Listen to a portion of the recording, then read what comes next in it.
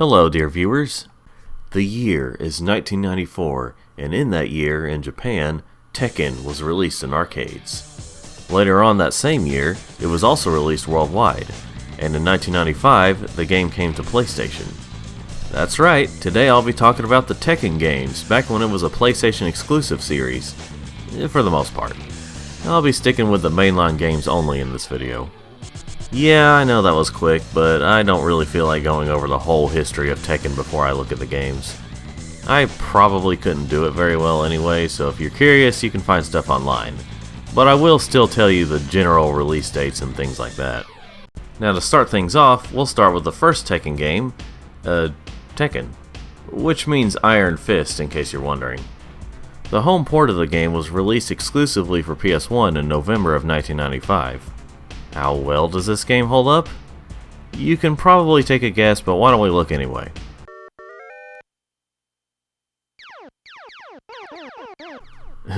My apologies, folks. Today we're actually going to be talking about Galaga. As you know, Galaga...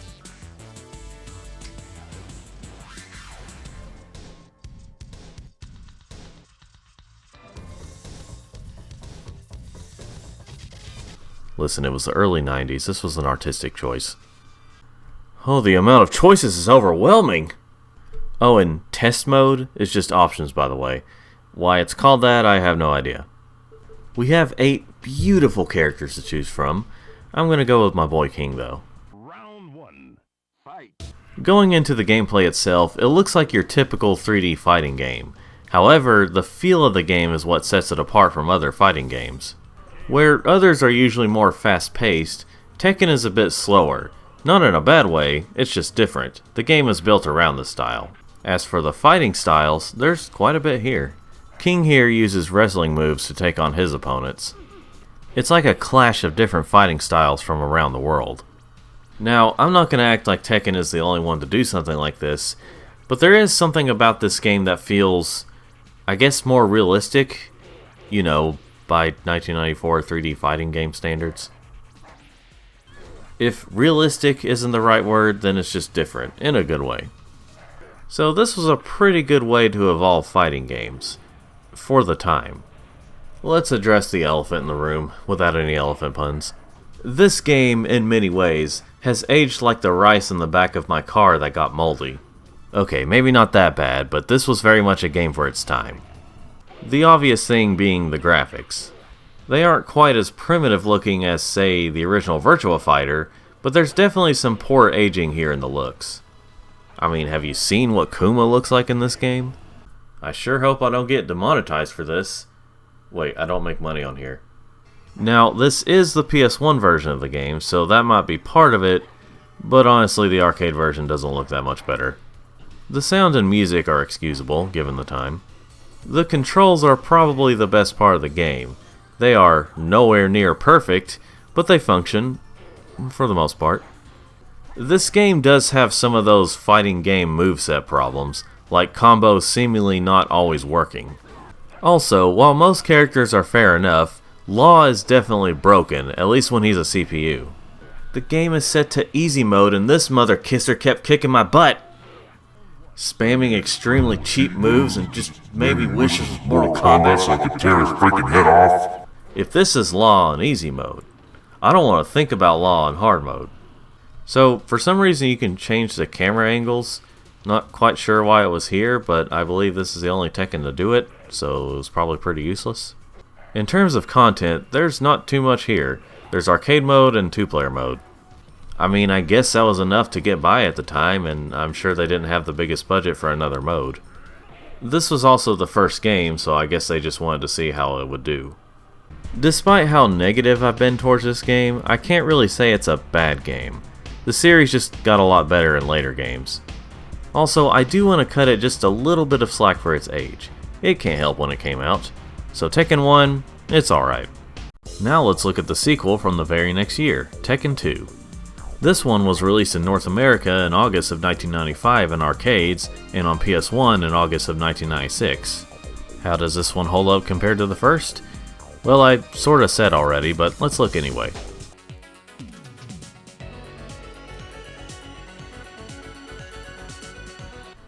Definitely an improvement here. We have way more options here, including options. No test mode this time. There's a total of 10 characters to choose from at the start of it. The pre-rendered graphics are still aged, but they do look better here than in the original. Of course I'm still going with my boy King. Huh. Well, if you insist.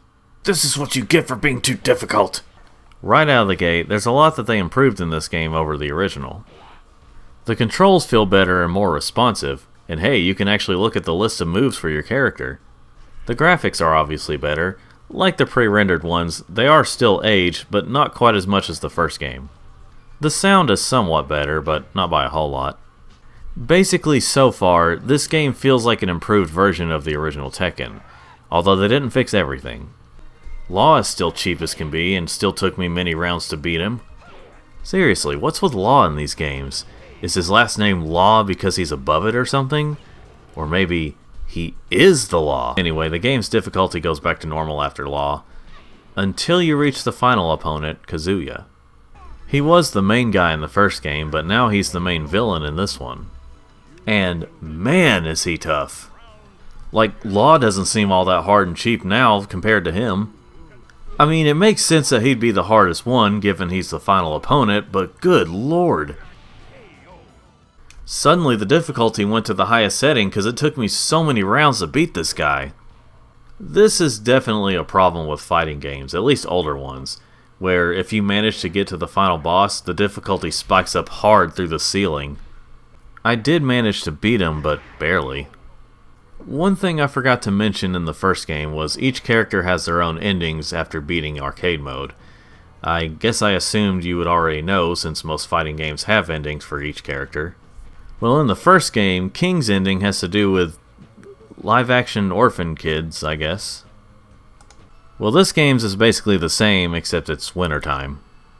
Now, like nearly every ending ever in an older Tekken game, it doesn't make much sense.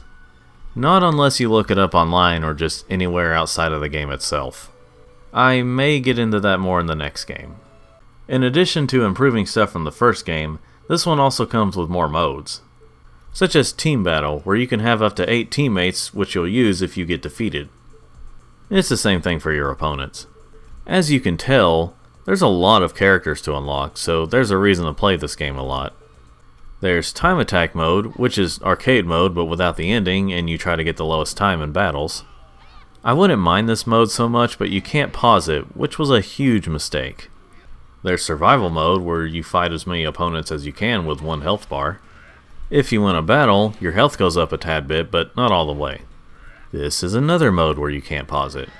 Why? What's the point? Am I going to cheat if I pause it or something? And then there's Practice mode, which is like any other fighting game with a practice mode. In terms of character outfits, what's different about Tekken games is your outfits are chosen based on what buttons you press. Like, usually Triangle chooses the character's regular outfit, while X chooses an alternate outfit. So, as you can imagine, a lot of youngsters probably chose the alternate outfits by mistake a lot back in the day. Tekken 2 is most certainly an improvement over the first game overall. There's also a lot of modes to play, so there's a lot more replayability in this one. So, I do think this one is good. Just good. There are still better fighting games out there, but this one is worth checking out if the price is right. Now it's time for the last PS1 Tekken game, Tekken 3. This game was released in arcades in Japan in March of 1997. Not sure when the arcade version came out in the USA, but the PS1 version came out in North America in April of 1998. Unlike the first 2 games, Danny grew up with this one. So let's take a look at how well this game held up and why the answer is very well.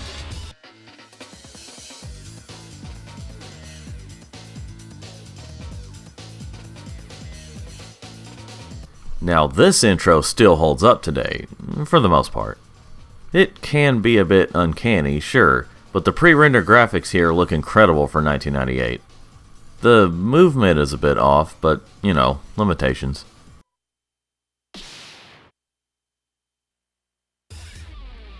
Now as for the character selection, we have new faces.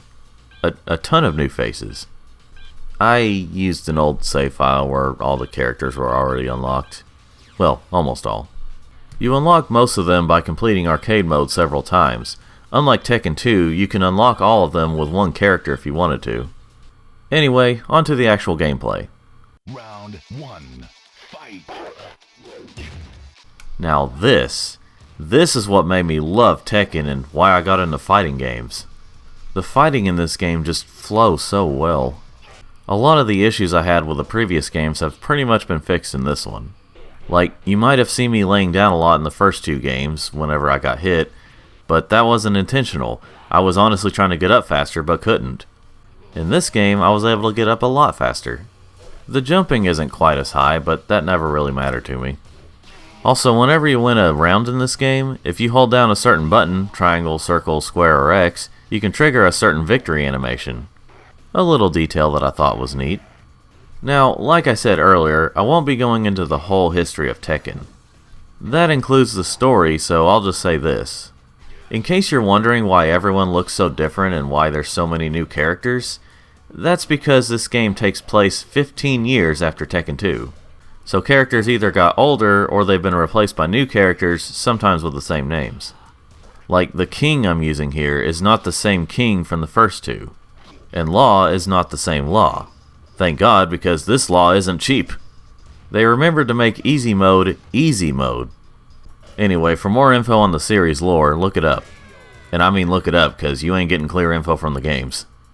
After the last fight, which is against a creature named Ogre, who transforms into True Ogre, we see the king ending. This is what I mean by looking it up, because if you just follow the games, you're going to be confused. I mean, these games have a story, but most of the endings don't make any sense without context. It's just weird. Also, I'm pretty sure there's meant to be music here in the credits. I have the disc for this game, and it's old and has been used a lot, so that's probably why. In terms of other modes, we have some returning ones, such as Team Battle Mode, Time Attack Mode, and Survival Mode. They pretty much work the same as before. If there's any differences, I didn't notice, other than them being in a better game. Also, same as before, the character outfits change depending on what buttons you press at the character select screen. I chose Eddie to play Time Attack. He's my character of choice next to King. He's also very cheap if you know how to use him properly. This game was his first appearance, and I got used to using him when I played the demo a lot as a kid, since he was one of two characters you could use. Same case for Danny. What's new to this game is Tekken Ball. This is basically regular Tekken, but with volleyball added to it. You attack your opponents with the ball, either by slamming the ball into them with your attacks, or by doing regular volleyball rules. It's a fun side mode. There's also Tekken Force, which is basically Tekken Beat 'em Up. It's similar to games like Double Dragon and Battletoads.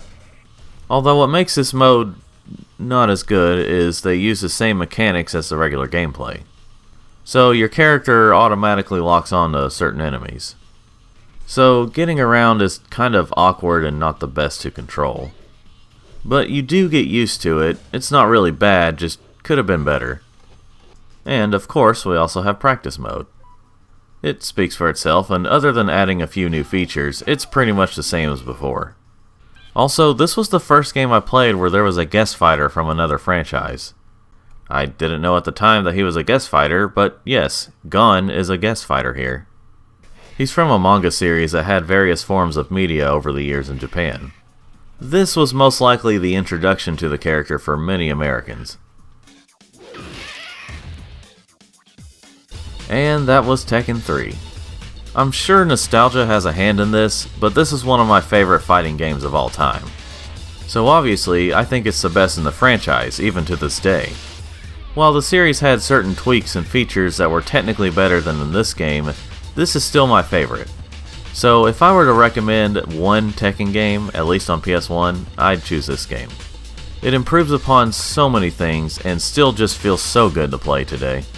But while Tekken 3 was the last PS1 game, we still have a couple more to talk about on PS2. Starting with Tekken 4, which was released in 2001 in arcades and September of 2002 on PS2 in North America. Tekken Tag Tournament was released on PS2 before this game came out, but that's a game for another video one day, maybe. For now, let's look at Tekken 4. Of course, the graphics look great in the intro here. Plus, you know more about what's going on in the story thanks to the subtitles. Some things still don't make much sense, but it wouldn't be Tekken without that. Pretty much every mode from Tekken 3 makes a return here, with the exception of Tekken Ball. But one new mode we have is Story Battle.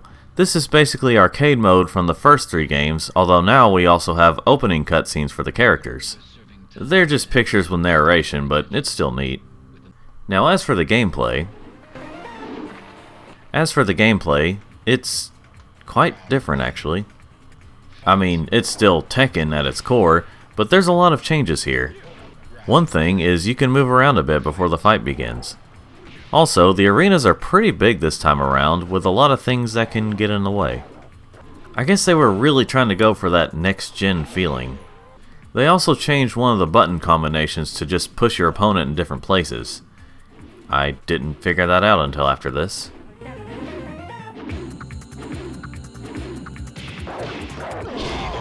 The feeling of this game in general is just very different. The atmosphere, the controls, it just feels quite different. I'm sure some of this was meant to show off the power of the PS2, but it's just odd, I guess.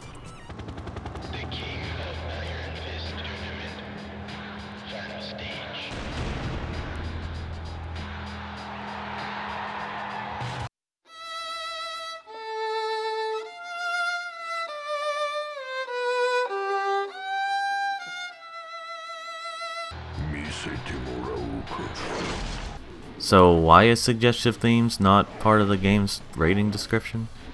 Anyway, after defeating the last boss, we of course get the ending cutscenes. One still image and one pre-rendered. Thanks to the still image ones, we know what's going on. Plus, it's a whole lot clearer as to why King wants to kill this dude at first and why he stops. Next mode is arcade mode. So the difference with arcade mode here is it's actually like the mode used in the arcade version, meaning story battle but with no cutscenes. This time I used my other boy, Eddie. He's actually an unlockable character in this game, but he doesn't take up a slot. Instead, you press a certain button when highlighting Christy, because her moveset is basically the same as Eddie's. There is a story reason for that.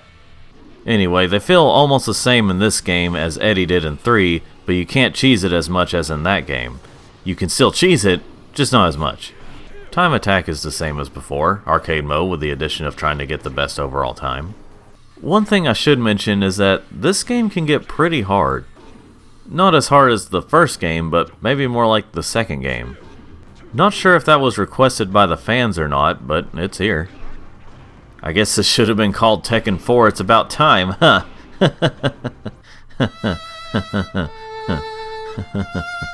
Team battle, survival, and practice are the same as before as well. In terms of what modes there are, this game feels more like a direct sequel to Tekken 3. Probably because it is. There is a new mode called Training Mode. It's where you use the moves that show up at the bottom of the screen for whatever character you're using. Tekken Force returns, but it's a bit different this time around. Instead of being like a beat-em-up Battletoads type game, it's more like, well, that, but with different camera angles. It's kind of interesting, and also both better and worse than 3's version. It's better because there's more to it, and you have a little more control over the characters. It's also worse because it's kind of awkward to play with all these weird camera angles. But overall, it's not a bad mode, just not the best mode to play. And that was Tekken 4. I have complex feelings for this game. It can be fun to play, and in some ways feels like the next-gen Tekken game. But some of the changes they made, plus the difficulty spike, just keeps it from being better than the previous games. I'd play this over 1 and possibly 2, but not 3. However, I'd still recommend the game, as like I said, it can still be fun. It's also usually pretty cheap these days. I'd just pick... well, I'll get to that. Now on to our last game of the video, Tekken 5. This game was released in December of 2004 in arcades and February of 2005 on PS2 in North America. It was released here in the States on 2/25/05. Neat. This was also the last PlayStation exclusive Tekken game to be released. Well, for the main entries at least. Updated versions of the game also came out on PS3 and PSP, but again, I'll maybe save those for another video. So, how does Tekken 5 hold up after almost 20 years? Well, we start out with a pretty awesome, very mid-2000s and quite long cutscene. Like, pretty long for a cutscene before the title screen. Let me tell you something. This game is loaded with content. Like, a lot of content. This game came out at a time when companies loaded their games with a lot of content, mostly fighting, racing, and collection games. Tekken 5 is no exception, as it has a lot to do, so let's dive in. First, we have the return of the story battle mode. Same as last time, still images before you start. When it comes to the gameplay, things are back to how they were before. Like, different, but much closer to how Tekken 3 was than Tekken 4. And it feels pretty good to play. No more moving around before the fight. Not that that was really a bad thing, but it's not here now. It feels more focused too. Now what's different about this game's story battle is you get more cutscenes. Somewhere in the middle, you get an in-engine cutscene with certain characters, depending on who you use.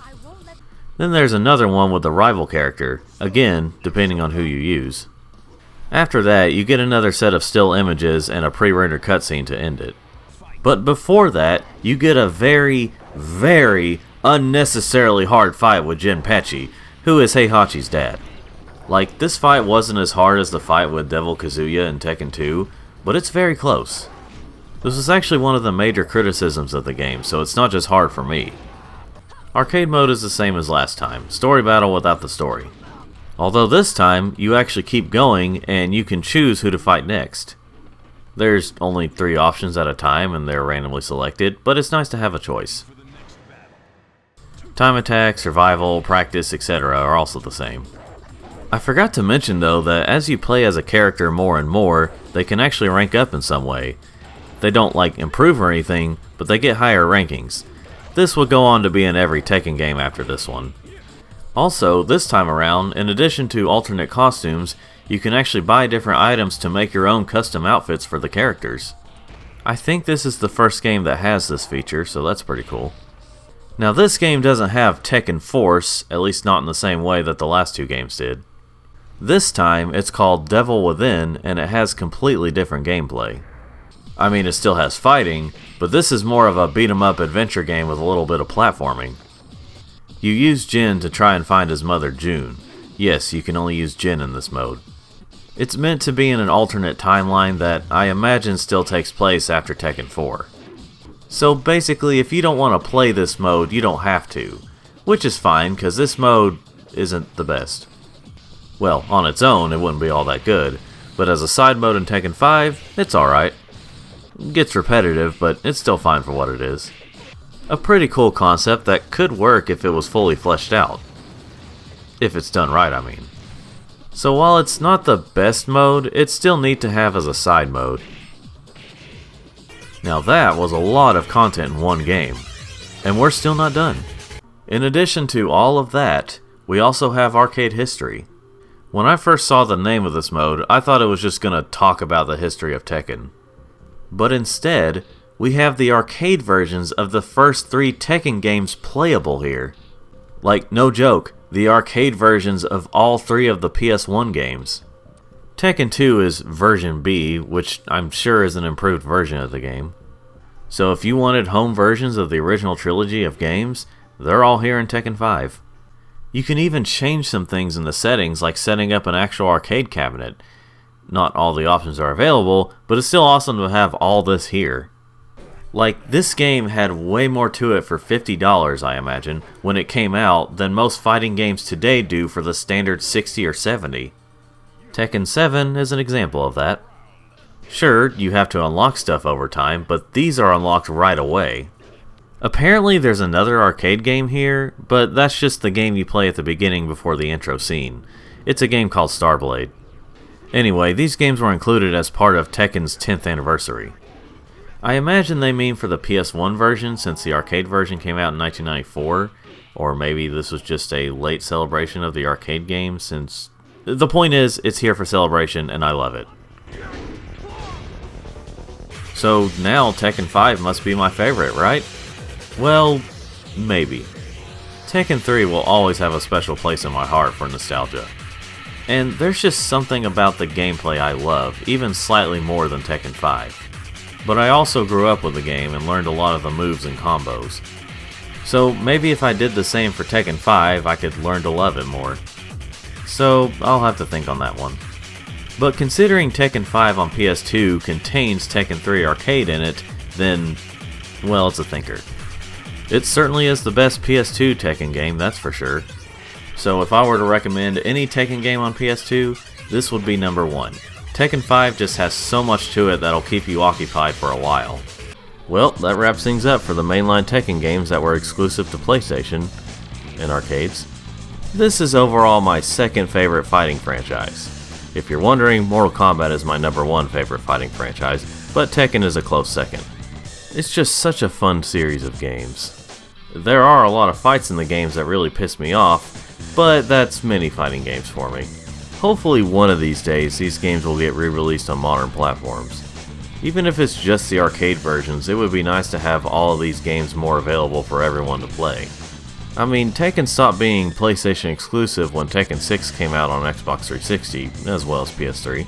Technically, there were games released on non-PlayStation systems during its PS exclusive days, but in terms of the mainline games, Tekken 6 was the first. So Bandai Namco, come on, let's get into gear with those collections. And I say collections because I'm sure they want to divide them up and charge more, but whatever it takes, just get them released on newer stuff. Anyway, until next time, thanks for watching and have a good day or night. Now if you'll excuse me, I have to go fight a few people and then go do something that makes no sense at all. Thanks for watching. If you enjoyed this video, be sure to leave a like and subscribe for more videos in the future. Leave a comment and let me know what you think of what was talked about today. Until next time, thank you for watching and have a good day or night.